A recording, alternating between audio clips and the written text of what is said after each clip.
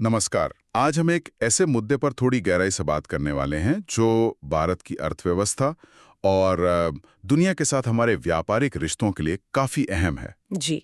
मुद्दा है अमेरिका का भारत पर नए काफी ऊंचे टैरिफ लगाने का इरादा और इससे जो मुश्किलें खड़ी हो सकती हैं। हाँ, ये आजकल काफी चर्चा में है। बिल्कुल। और हमारी ये जो आज की बातचीत है, इसका आधार है आईआईटी दिल्ली के इकोनॉमिक्स के प्रोफेसर डॉक्टर जैन जोस थॉमस का एक विश्लेषण। अच्छा। तो हम इसी विश्लेषण के जरिए ये समझने की कोशिश करेंगे कि भाई ये जो टैरिफ की बात हो रही है, इसका असर क्या हो सकता है भारत पर, हमारे पास क्या रास्ते हैं और क्या भारत की कोई ऐसी छिपी हुई ताकत है जो इस मुश्किल में काम आ सकती है। तो चलिए शुरू करते हैं, इस मामले को थोड़ा खोलते हैं। बिल्कुल। सबसे पहले मेरे ख्याल से ये साफ करना जरूरी है कि ये टैरिफ होता क्या है आखिर। हाँ हाँ, बिल्कुल आम भाषा में। हाँ, बिल्कुल आम भाषा में। तो ये वो टैक्स या ड्यूटी है जो कोई देश दूसरे देश से आने वाले सामान पर, मतलब इंपोर्ट्स पर लगाता है। ठीक है। और अभी जो बात चल रही है वो ये है कि अमेरिकी सरकार सोच रही है कि भारतीय सामान पर 50% तक का, सोचिए 50% तक का टैरिफ लगा दिया जाए। 50%? ये तो बहुत ज्यादा है। बहुत ज्यादा। और इसमें एक और पेच है, वो ये कि रूस से तेल खरीदने की वजह से शायद 25% का अलग से एक तरह का जुर्माना या दंडात्मक शुल्क भी लग सकता है। अच्छा। जी। और ये बात इसलिए चौंकाने वाली है क्योंकि अगर आप पिछले मान लीजिए 20 साल देखें तो अमेरिका आमतौर पर भारत के सामान पर औसतन 2-3% ही टैरिफ लगाता था। 2-3% कहाँ और 50 कहाँ? बिल्कुल। तो ये 50% का आंकड़ा वाकई में मतलब बहुत बड़ा उछाल है। ये तो पूरा खेल ही बदल देगा व्यापार का। और एक बात और जो दिलचस्प है, जो विश्लेषण में भी है शायद, कि ये जो ट्रेड वॉर जैसी स्थिति थी, ये तो पहले अमेरिका और चीन के बीच ज्यादा लग रही थी। हाँ। अब ऐसा लग रहा है भारत पर ज्यादा सख्ती हो रही है, चीन से भी ज्यादा। हाँ, यही तो अजीब बात है। विश्लेषण यही बताता है कि चीन के साथ तो उन्होंने बातचीत करके वो जो प्रस्तावित शुल्क थे उन्हें घटाकर करीब 30% कर दिया। अच्छा। लेकिन भारत के लिए 50% तक की तलवार लटक रही है। और ये तब हो रहा है जब भारत को अक्सर अमेरिका का एक अहम स्ट्रैटेजिक पार्टनर माना जाता है। हाँ, सहयोगी। सहयोगी, बिल्कुल। तो ये सवाल तो उठता ही है कि भाई एक सहयोगी देश पर अचानक इतने कड़े व्यापारिक नियम क्यों? तो इसका सीधा असर क्या होगा, मतलब जमीन पर क्या दिखेगा? मान लीजिए कोई अपनी शर्ट्स बनाता है भारत में, अमेरिका भेजना चाहता है। विश्लेषण में एक उदाहरण है शायद, अगर मान ले कि भारत में बनी एक शर्ट की लागत सब कुछ जोड़कर $10 है। ठीक है। तो 50% टैरिफ के बाद वो अमेरिका में कम से कम $15 की पड़ेगी। हाँ, बिल्कुल। तो फिर कौन खरीदेगा भारतीय शर्ट? जाहिर सी बात है, जो सस्ता मिलेगा वही बिकेगा। इससे होगा ये कि जो भारतीय प्रोडक्ट्स हैं वो अमेरिकी बाजार में अपनी कॉम्पिटिटिवनेस, मतलब प्रतिस्पर्धा, वो खो देंगे। और देखिए, ये सिर्फ कपड़ों की बात नहीं है। भारत तो दवाइयाँ, मतलब फार्मास्यूटिकल्स, बहुत बड़े पैमाने पर एक्सपोर्ट करता है। हाँ, दुनिया की फार्मेसी कहते हैं। बिल्कुल। तो वहां भी ऐसा ही असर हो सकता है। और यहाँ तक कि जो हमारा आईटी सेक्टर है, सॉफ्टवेयर सर्विसेज, जिस पर हमें नाज है, उस पर भी इनडायरेक्ट असर पड़ सकता है। वो कैसे? अगर अमेरिकी कंपनियां ये सोचने लगें कि भाई भारत के साथ व्यापार करना अब थोड़ा मुश्किल हो रहा है, महंगा पड़ रहा है, तो हो सकता है वो आउटसोर्सिंग कम कर दे या भारत में निवेश करने से पहले 2 बार सोचे। और इन सब का कुल मिलाकर नतीजा क्या होगा? भारत का एक्सपोर्ट घटेगा, विदेशी मुद्रा कम आएगी और जो सबसे चिंता की बात है, नौकरियां जाएंगी। नौकरियां। और क्या ये सिर्फ एक तरफा है, मतलब अमेरिका सिर्फ टैरिफ लगा रहा है या बदले में वो भी भारत से कुछ चाहता है? हाँ, विश्लेषण तो यही कहता है। अमेरिका चाह रहा है कि भारत भी अपना बाजार अमेरिकी सामानों के लिए और खोले। अच्छा। और खास तौर पर उनकी नजर भारत के एग्रीकल्चर और डेयरी मार्केट पर है, किसानों वाले मुद्दे पर। हाँ, बिल्कुल। अगर भारत इस दबाव में आकर अमेरिकी कृषि उत्पादों, जैसे मान लीजिए जेनेटिकली मॉडिफाइड फसलें हैं या जो बड़े फार्म्स पर पैदा होने वाले डेयरी प्रोडक्ट्स हैं, उनके लिए दरवाजे खोल देता है, तो सोचिए भारत के करोड़ों छोटे किसानों और पशुपालकों का क्या होगा? वो मुकाबला नहीं कर पाएंगे शायद। हाँ, उनके लिए मुकाबला करना बहुत मुश्किल हो जाएगा। तो ये तो एक तरह से दोहरी मार हो गई, एक तरफ अपना एक्सपोर्ट बचाओ, दूसरी तरफ अपने किसानों को बचाओ। और ये सब तब हो रहा है जब हम सुनते हैं कि भारत अमेरिका स्ट्रेटेजिक पार्टनरशिप बहुत मजबूत हो रही है। ये थोड़ा विरोधाभासी नहीं लगता? विश्लेषण इस पर क्या कहता है? देखिए, यही तो आज की दुनिया की सच्चाई है। ये जियोपॉलिटिक्स और इकोनॉमिक्स का एक बहुत ही कॉम्प्लेक्स, मतलब जटिल घालमेल है। भारत, जिसे अमेरिका अपना करीबी सहयोगी मानता है, वो अब ब्राजील जैसे देशों की लिस्ट में आ गया है जिन पर अमेरिका ने सबसे ज्यादा टैरिफ लगाए हैं। तो विश्लेषण ये सवाल उठाता है कि इस बदलाव के पीछे अमेरिका की असली मंशा क्या है। क्या वो सिर्फ अपना व्यापार घाटा कम करना चाहते हैं या इसके पीछे कोई बड़ी भू राजनीतिक रणनीति है? और भारत इस स्थिति में फंसा कैसे, सहयोगी होते हुए भी? हाँ, ये दिखाता है कि अंतर्राष्ट्रीय रिश्तों में आर्थिक हित कितने ऊपर होते हैं, और सहयोगी होने का मतलब हमेशा ये नहीं होता कि रास्ता आसान होगा। सही बात है। ये तो हुई चुनौती की बात। अब आते हैं समाधान पर। भारत क्या कर सकता है? क्या सिर्फ ये कहना काफी है कि भाई हमारे यहाँ लेबर सस्ता है, हमसे माल बनवा लो? विश्लेषण शायद इससे आगे देखने को कह रहा है ना, चीन का उदाहरण देकर। बिल्कुल सही पकड़ा आपने। विश्लेषण इसी बात पर जोर देता है कि सिर्फ सस्ता श्रम वाली बात लंबे समय तक काम नहीं आती, खासकर जब टैरिफ इतने ज्यादा हों। चीन का उदाहरण देखिए। चीन दुनिया की फैक्ट्री बना, लेकिन सिर्फ सस्ती लेबर के दम पर नहीं। उन्होंने जोर दिया अपने स्केल पर, मतलब बड़े पैमाने पर उत्पादन। बेहतरीन इंफ्रास्ट्रक्चर बनाया, सड़कें, पोर्ट्स, बिजली, और लगातार अपनी टेक्नोलॉजी को बेहतर किया। हाँ, वो आंकड़े जो विश्लेषण में हैं, वो तो आंखें खोल देते हैं।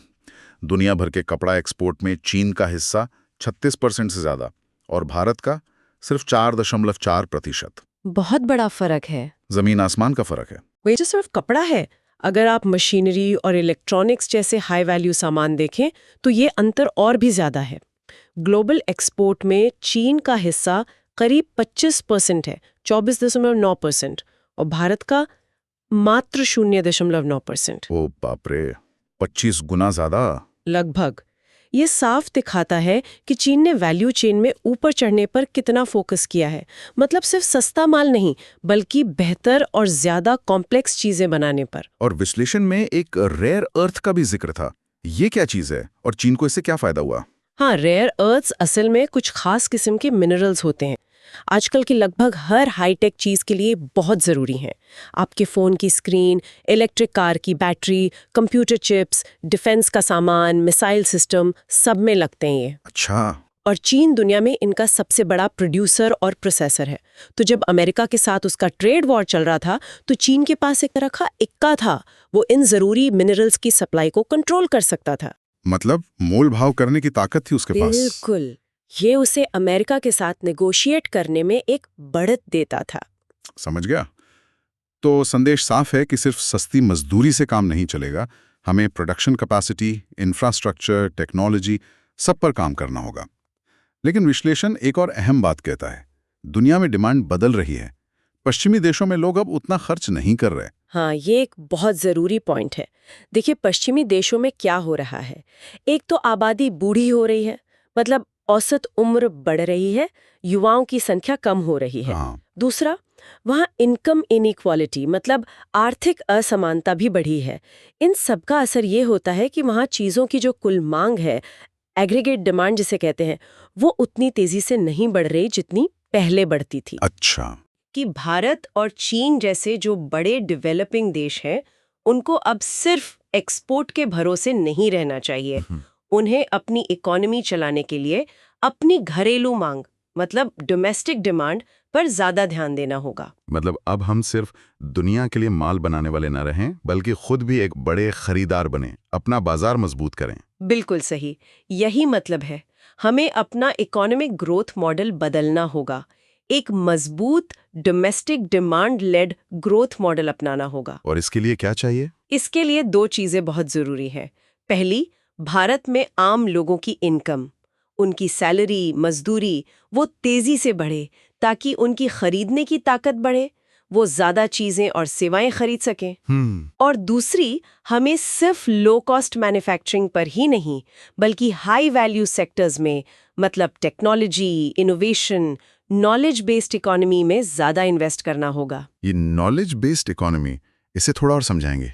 मतलब किस तरह का निवेश? मतलब ये कि हमें सिर्फ मान लीजिए कपड़े सिलने पर ही फोकस नहीं करना, बल्कि उन कपड़ों के लिए नए स्मार्ट फाइबर डिजाइन करने पर, या पहनने वाली टेक्नोलॉजी, वेरेबल टेक, उसको डेवलप करने पर जोर देना होगा। अच्छा। सिर्फ सॉफ्टवेयर सर्विस देना काफ़ी नहीं है। हमें artificial intelligence, AI, machine learning, biotechnology जैसे जो नए फील्ड्स हैं उनमें रिसर्च करनी होगी, नए प्रोडक्ट्स बनाने होंगे, ऐसी चीज़ें बनानी और बेचनी होंगी जिनमें दिमाग और इनोवेशन ज़्यादा लगे, ना कि सिर्फ सस्ता लेबर।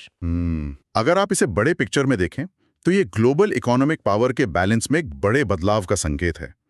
वो पुराने सिर्फ एक्सपोर्ट पर टिके मॉडल शायद भविष्य में उतने कारगर ना हों। ये तो एक बहुत बड़ा बदलाव है, पूरी आर्थिक सोच बदलने जैसी बात है।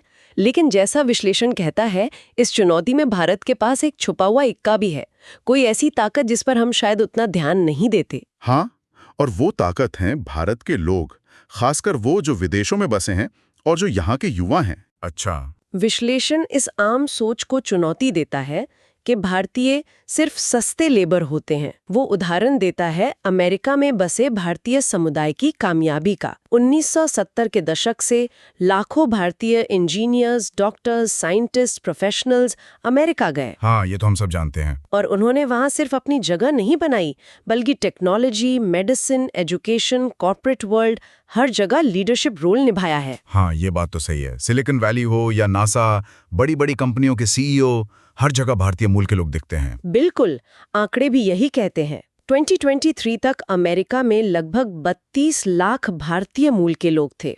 ये अमेरिका की कुल आबादी का सिर्फ 1% के आसपास है। सिर्फ 1%? हाँ, लेकिन अगर आप देखें हायर एजुकेशन में, साइंटिफिक रिसर्च में, नई कंपनियां शुरू करने में यानी एंटरप्रेन्योरशिप में और बड़ी कंपनियों के टॉप मैनेजमेंट में, तो उनकी हिस्सेदारी उनकी आबादी के अनुपात से कहीं ज्यादा है।